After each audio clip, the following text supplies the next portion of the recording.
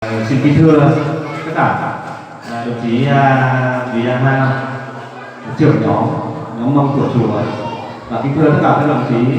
lãnh đạo các ủy chi bộ địa phương, thôn 4, xã Sinh Phình và tất cả bà con nhân dân cô bác ở thôn 4. Thay mặt cho anh em đoàn huyện Mai Sơn, tôi xin gửi lời đến chúc sức khỏe với ban tổ chức như là bác Vì Hà, cán bộ lãnh đạo chính quyền thôn 4 và bà con nhân dân chúng ta mạnh khỏe, hạnh phúc, thành đạt. Xin chân thành cảm ơn. Và trước tiên xin thưa bác Hào và bà con tất cả các đồng chí các ủy chi bộ và chính quyền địa phương, bà con nhân dân cô bác, hôm nay thực hiện theo kế hoạch của nhóm để củng cố lại cái chương trình 5 có của tỉnh ủy Sơn La và thực hiện theo cái kế hoạch của nhóm như là kế hoạch của trung tâm vì sự phát triển văn hóa miền núi. Thì hôm nay giữa hai nhóm văn hóa Mông ở huyện Mai Sơn đã liên kết với bác Vì Hà, nhóm Mông của chùa để chúng ta tổ chức được cái chương trình ngày hôm nay. Thì chúng tôi đến với các bác ngày hôm nay thì đoàn tôi có 15 anh em trong nhóm tôi,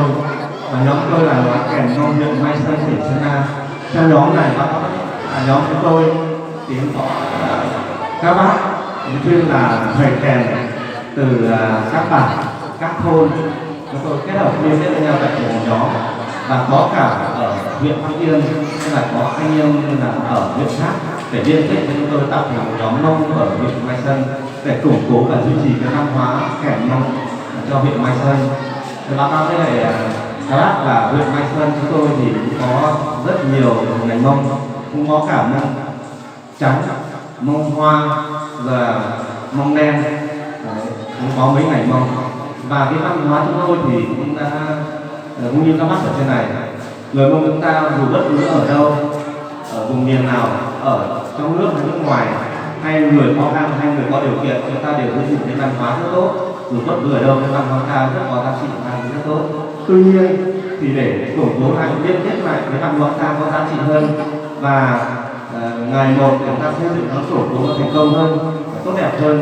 để truyền thụ và truyền lại cho cái thế hệ sau để cái văn hóa đặc trưng của chúng ta đậm đà và lưu giữ cho nó tốt hơn. Thì thực hiện theo kế hoạch mà tôi đã liên kết với nhóm của bác Vì Hà để hôm nay tôi đến đây được giao lưu. Đấy. Và để tham gia giao lưu với các bác để cái văn hóa Mông ở khác đây đem cái cơ hội rất tốt, và hy vọng là đây là sẽ là cái cầu nối để với hai nhóm chúng ta được liên kết với nhau và được đi lại với nhau để chúng ta cùng xây dựng cái nét văn hóa chúng ta đặc trưng ở cái địa phương chúng ta ngày một và tốt hơn, đặc sắc hơn. Thế trước tiên buổi đầu tiên chúng tôi đến đây thì thay mặt cho anh em cũng trong đoàn cũng chân thành cảm ơn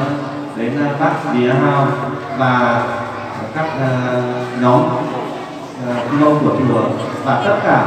các đồng chí là lãnh đạo địa phương đã tạo những điều kiện rất tốt về cơ sở vật chất, về cái tinh thần, về tiếp đón, cũng như là điều kiện cho đoàn chúng tôi đến đây để thực hiện theo kế hoạch giữa nhóm chúng tôi và nhóm bác Hào được thống nhất thực hiện giống như mong muốn. Thế đến với buổi ngày hôm nay cũng do thời gian rút thì thay mặt cho anh em trong đoàn cũng xin gửi lời đến cảm ơn bác Hào cũng là anh em trong nhóm Mông của chùa và tất cả các đồng chí lãnh đạo các ủy địa phương. Và cuối cùng xin kính chúc sức khỏe bác Vì Hà và nhóm Mông của chùa cũng như là tất cả các đồng chí là lãnh đạo địa phương mạnh khỏe, hạnh phúc, và chúc cho cái buổi đầu tiên chúng ta giao lưu đây chính là những cái buổi đầu tiên như là cái cầu nối để cho hai chúng ta được kết trái nở hoa để giao giữ gìn cái văn hóa và học hỏi lẫn nhau trong những tháng tiếp theo. Là mình đã xin chân thành cảm ơn. Đến với buổi lễ ngày hôm nay, anh em chúng tôi cũng đoàn Mai Sơn có một chút quà nho nhỏ đến gửi tới nhóm của bác Vì Hà. Và sau đây xin trân trọng mời bác Vì Hà và ban tổ chức cũng lên nhận món quà của nhóm Mông huyện Mai Sơn. Và xin mời bác. Xin mời cô Ái rất chương trình lên chụp ảnh lưu niệm thế nào. Xin mời bác rằng là nhóm phó của nhóm Mông huyện Mai Sơn lên trao quà của bạn nhiều nhiều. Dạ.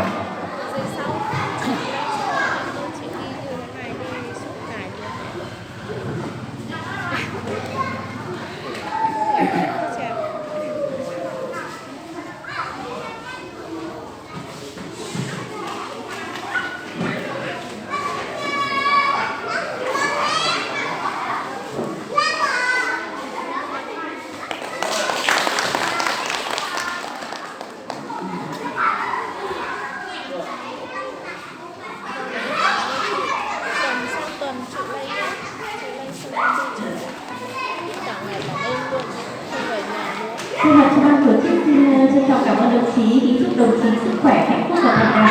Và tiếp theo chương trình thì xin mời bà con và quý vị đến với các tiết mục văn nghệ của hai nhóm mô hình của chùa Sơn La. Tiếp sau đây sẽ là tiết mục múa kèn đến từ nhóm Nông Sơn La do đồng chí Mùa Hai Trang thể hiện.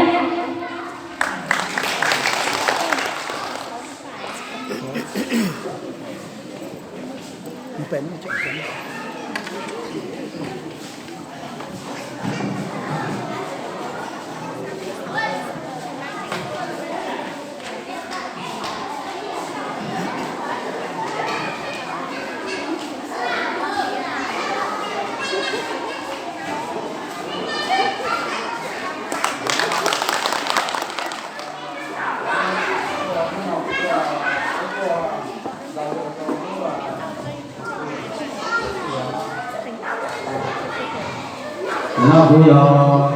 trong tài mò cũng do là chuỗi ra canh giàu điều rồi quý thị phong nó tỏ xia thì là bên là của đau của những cái dày một ra canh của cái đau của nhưng nó cái tổ số của nó cũng bị của nó dễ có phải đi ra rồi chuỗi ra canh Ái rồi, em chủ động cầm mic nhá, cứ thổi là không cầm mic nữa.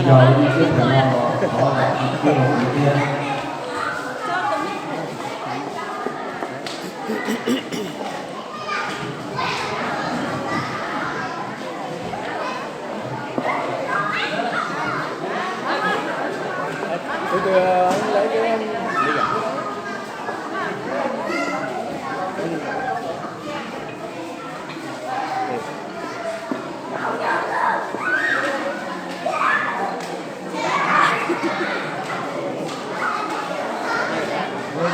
đúng nhà thế là vậy ăn luôn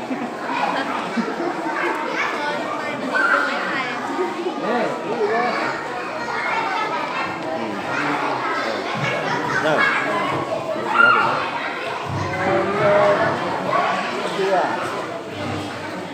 Nhưng mà cũng có phía có tạo thành về canh tàn mà đi xuống đó